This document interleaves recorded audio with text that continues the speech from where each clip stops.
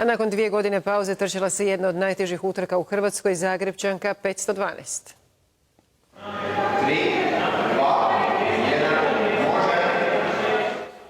Riječ je o atletskoj utrci po stubama poslovne zgrade Zagrepčanka od prizemlja do 25. kata, ukupno 490 stepenica. I to u nekoliko disciplina.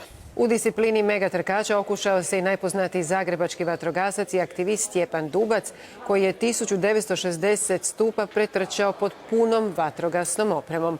Ovogodišnji pobjednik solo utrke, Guinnessov rekorder u visinskom penjanju stepenicama u sat vremena i najbolji svjetski trkač stubama, Malezijac Wai Ching So.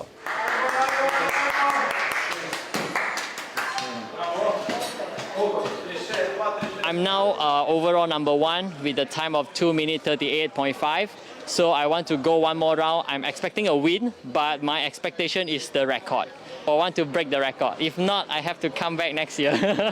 Ja sam zapravo od početka u ovoj utrci, od 2012. godine kad je bila prva utrka i tad sam isto nastupio ovako u ovom kompletu kojim je danas vidite.